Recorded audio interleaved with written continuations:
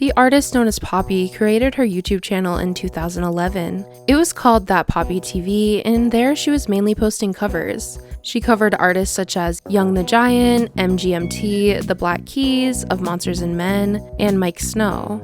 She was definitely choosing an eclectic mix of songs to cover on her channel. In addition to those covers, she would also post some vlogs and original songs like Doesn't Mean I'm Wrong. But generally, the That Poppy TV channel was more of her professional side, the music and whatnot. But she had a second channel called Mariah Poppy. The Mariah Poppy channel posted more personal uploads and performance videos. But she would later delete the Mariah Poppy channel in 2014. Things were going steady as Poppy booked her first performance at Indie Cove in 2011. She kept booking performances such as one at Playlist Live, and the original plan was for Poppy to release an EP at the end of 2012. And although that never came to fruition, she released 2 demos, Doesn't Mean I'm Wrong and What If. Poppy originally posted these songs on SoundCloud and YouTube, but the songs were deleted in August of 2013, as well as other music she had posted due to her wanting to reinvent herself. She also deleted her SoundCloud account in September of the same year. In 2013, Poppy made the big move to Los Angeles to pursue her music career. This is the time where she notably teamed up with her former collaborator, Titanic Sinclair.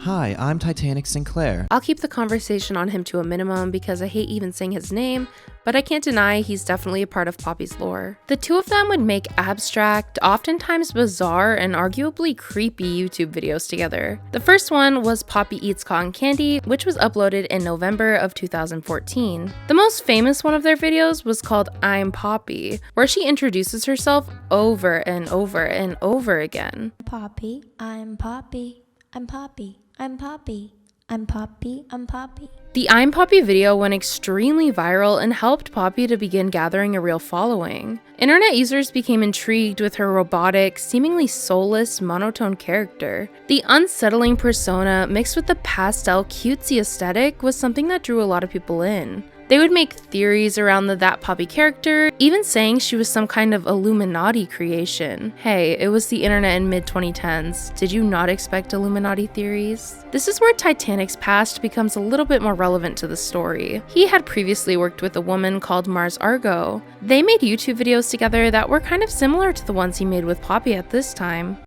Welcome to our computer show. I'm Mars Argo. Therefore, there were theories surrounding the two of them and what Titanic's deal was. This Mars Argo bit will be relevant later on. In 2015, after signing with Island Records, Poppy released her first single, Everybody Wants to Be Poppy, and it's still very loved amongst the Poppy seeds today, often being referenced when someone does something similar to Poppy or used in edits made by her fans. Lyrically, the song focused on the idea of people trying to be someone they're not in order to become more and more successful or famous. Sonically, I describe it as pop punk. It's punchy, fun, and pretty simple. Everybody Wants to Be Poppy is still available to listen to on YouTube, even though it was deleted from streaming services in 2016. It's believed that this song was supposed to be recorded for a debut album that, according to the Poppy fandom wiki, she described as being a dance pop punk record. But instead, the project would be scrapped, and the EP Bubblebath would become Poppy's first official project. Poppy's first released EP started being teased all the way back in 2013, when a producer, Tyler Glenn, teased the song American Kids. Before Bubblebath came out, Poppy never announced the song American Kids herself, but anyhow,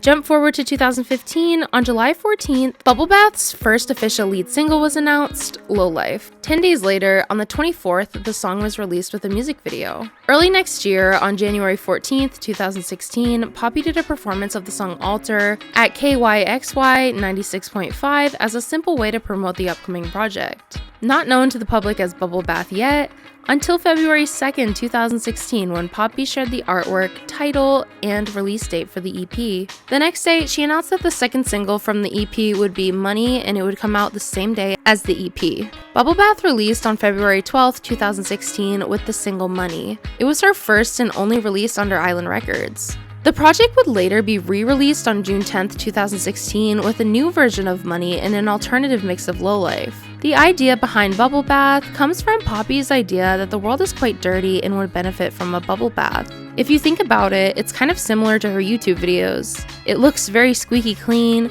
But the more you watch, the more you're just perplexed, and the more you're just left with this dreadful feeling. The theme of the EP and also Poppy's YouTube channel definitely mixed Poppy's light, cutesy aesthetic with darker, real-world themes. For example, the song American Kids focusing on millennial stereotypes, and Money focusing on capitalism and materialism.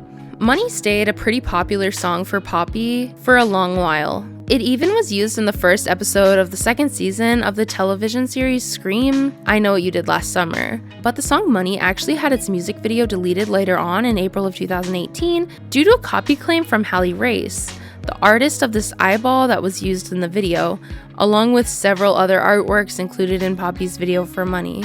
The Poppy fandom wiki seems to blame this copyright infringement on Titanic Sinclair due to the fact that he was the one who recorded, directed, and edited the Money video. On May 17th, 2016, Poppy uploaded a song to her new SoundCloud account called Chewing Gum, but it was later deleted without explanation, until on July 25th, 2017, Poppy explained that the song was supposed to be for side B of Bubblebath that never saw the light of day.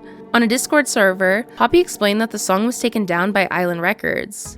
And that was pretty much it for everything of importance in the Bubblebath era musically. I would compare Poppy's early music and those songs on Bubblebath to candy bubblegum, similar to when you go to an arcade and get a candy piece of bubblegum like Double Bubble. It's not a smooth piece of orbit, it's a little grittier and a lot sweeter. Poppy's music merged a grittier sound with sweet bubblegum pop influences. She wasn't the most easily digestible musician or pop star at the time. Her music was far from perfect production-wise. She had hints of that pop sound, but behind her cutesy, polished persona at the time, she was pretty edgy compared to the mainstream. Poppy was more likely to show imagery that wouldn't typically be posted by most mainstream artists at the time. She also kept mystique. Little was known about Mariah, and the That Poppy lore was being pieced together by drawing lines between the smallest pieces of information. I think that edginess, imperfection, and mystique is honestly what drew people in. The That Poppy project was something different musically, and it built a world throughout its YouTube videos that people could theorize on and try to figure out the story of.